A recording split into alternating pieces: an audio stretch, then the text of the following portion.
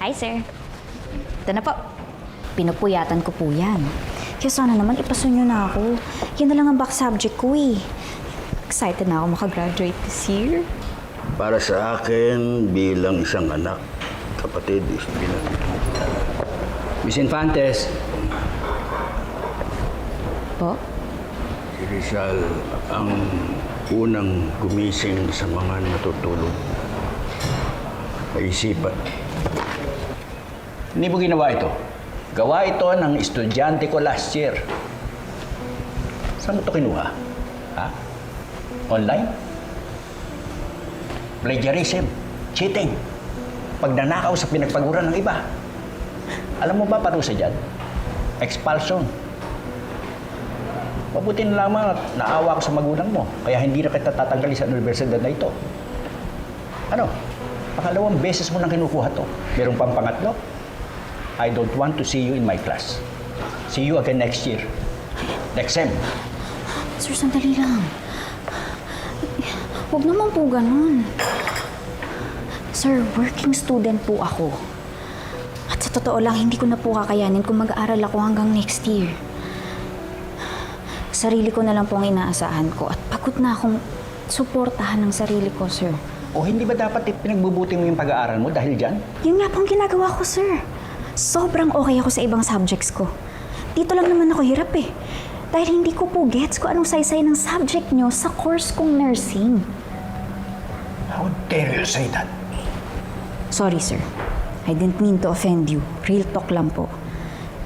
Hindi ko kasi maintindihan kung paano makakatulong sa akin maging skillful sa pagdedress ng wounds at sa pagkakabit ng IV sa isang pasyente like a pro ang pagbabasa ng noli. Unfair naman po para sa akin. Isang minor back subject lang, hindi ako makakamarcha. Ang ibig mong sabihin, walang saysay ang librong ito na nagbigay ng napakalaking ambag sa struggles natin as Pilipino?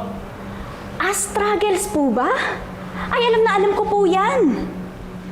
Yan ang pagtatrabaho ko araw-araw lagpas 8 hours gabi-gabi sa isang trabahong naghahanap lagi ng excuse para hindi ako pasweldohin. Pero wala akong choice. Kasi meron akong amang walang pakialam sa akin at meron akong stepdad na nasa bahay nga pero walang ibang ginawa ko hindi bugbugin ng nanay ko. Yun ang totoong struggles para sa akin, sir. I'm sorry sa mga issues mo, pero hindi yan ang ibig kong sabihin. Kaya walang nangyayari sa bayang ito. Dahil sa mga Pilipinong kagaya mo na walang pakailam sa totoong istorya ng kasaysayan. Truth be told, sir, ang hirap-hirap mahalin ng Pilipinas. Kaya sa totoo lang, wala po akong balak magtrabaho dito pagka-graduate ko eh. At pag nakaalis ako dito, hindi na ako babalik. Kaya sa tingin niyo, sir, ano pang pakialam ko sa Noli? Sa kasaysayan natin, sa struggles na sinasabi niyo. Every day, my life is a constant struggle here in this miserable country. Sorry sa rant ko, sir. I'm just really not in a good place right now. Nagkapatong-patong na po ang personal issues ko. But don't get me wrong, hindi po ako nagpapaawa sa inyo. Hindi nyo lang po kasi ako binigyan ng sapat na oras para makapag-submit ng maayos na project sa inyo. Now, all I want is another chance to make it right. And I promise, aayusin ko, sir. Basta gawin mo na lang assignment mo. Isubmit mo sa akin. Pag natutunan mo ng aralin na mabuo ang libro. Huwag na, sir, may libro ko. Ito ang basahin mo. May matututunan ka sa bersyon ito. Lalo pat dadaling ka ng librong ito sa mundo na ikinatha ni Jose Rizal nang matutunan mo ang buong kasaysayan. Miss Infantes, kailangan malaman mo ang nakaraan, ang kasaysayan.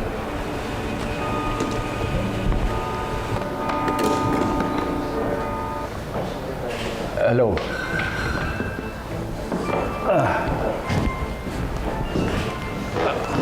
Adios. Oh.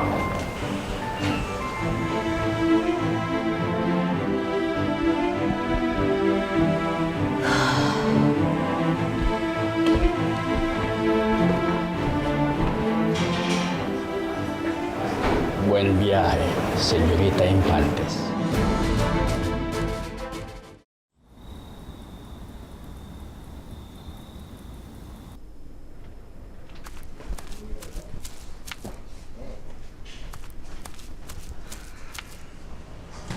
Hi, baby. Anong hi, baby?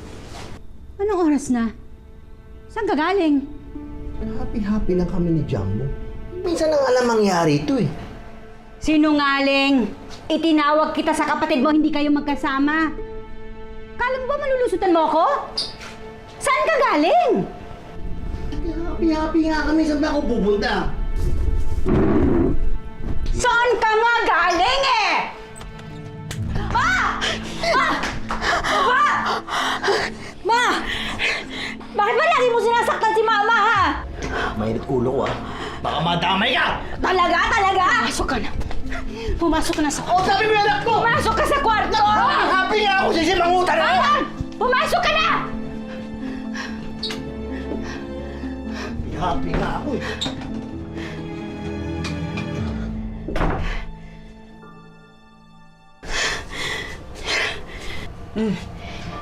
Ano? Pasensya ka na. Pahinga ka na. Kunin ko lang po yung panggamot niya.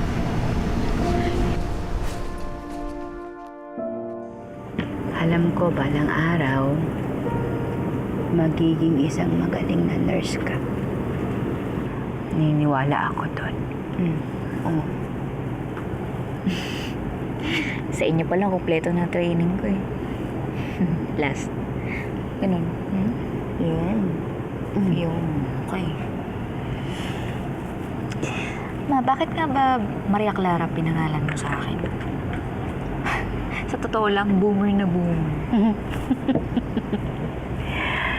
Kasi nga, di ba, yun ang gusto ng lola mo. Sumalangit nawa ang kaluluwa ni Pilosopang Tasya na Rizalista. Hindi ba nga ang kapatid mo, Elias? O lalayo pa ba tayo? Ako nga, Narcisa eh. Di ba? Ipinangalan dun sa nabaliw, Narcisa. Di ba? Kung hindi ba naman talagang lokal-lokal rin yung inang ko.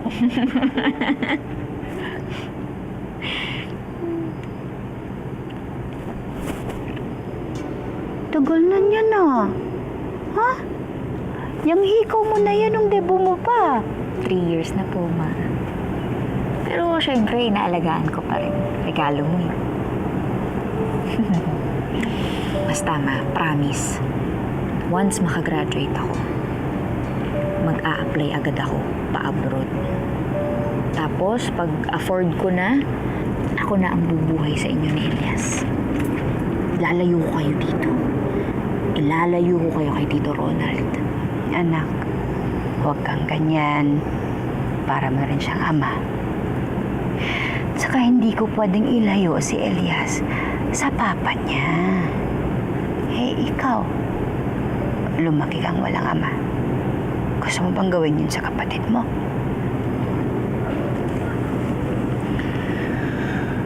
Una sa lahat, ma, hindi ko naman naramdaman na naging ama ko siya.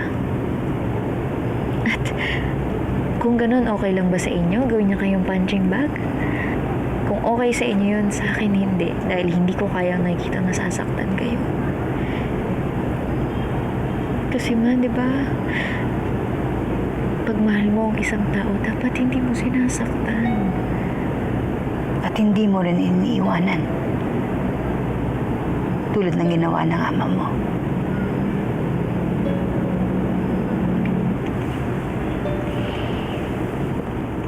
Ayoko nang marinig pa yan sa'yo. Ayoko mag-asamaan tayo ng loob.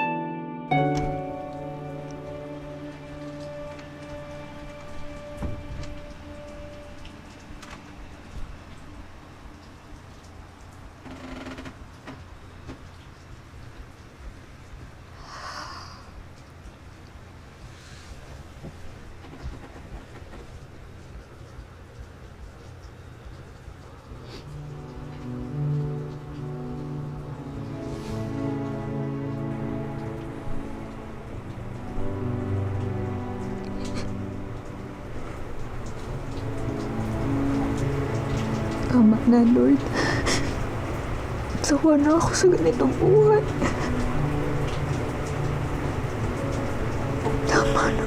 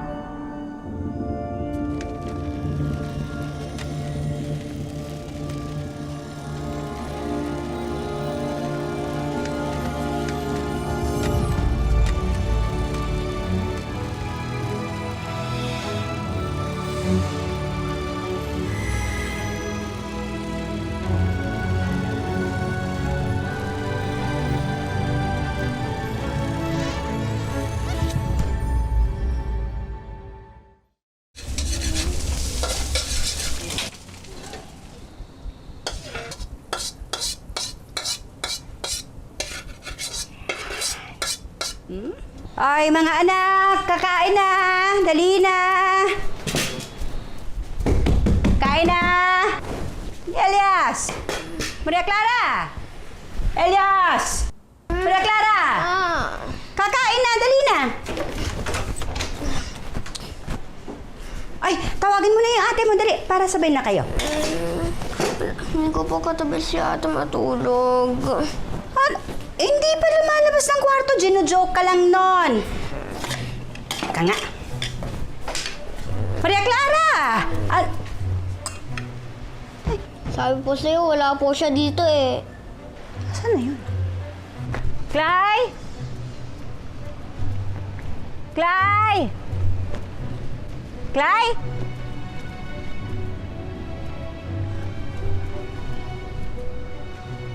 Maria Clara! Maria Clara!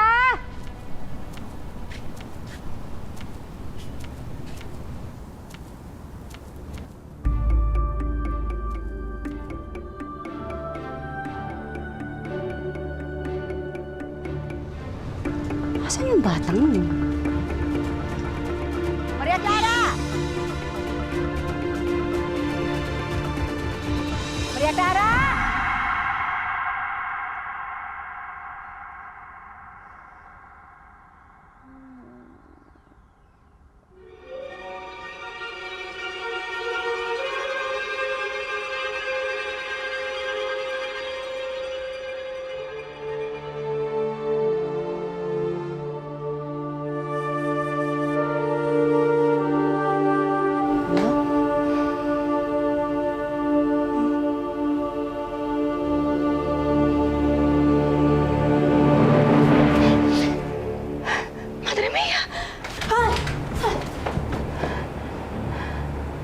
Sino ka?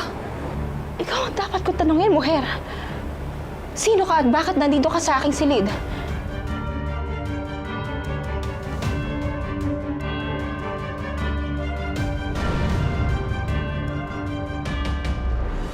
Matuto sa nakaraan. Bawat pangyayari may malalaman. Mga mga aral na dadalhin Wala rin po sa school si Clay. Diyos ko, akala ko may sakit. Nawawala na pala siya. Hindi naman siya ganito eh. Tuwing nagtatampo sa akin. Hindi yan basta-basta naglalayas eh. Saan nga nagpunta? Nasaan? Talaga bang nasa No Limit Tangere ako? No limit Tangere? Nobela yon na sinulat ni Jose Rizal. Kaya ikaw, yung nobyo mo, si Crisostomo Ibarra, si Kapitan Tiago, pati na rin si Padre Damaso, lahat po kayo ay characters lang ng nobelang yun. Diyos mio, tila yata. Tinatakasan na siya ng bait.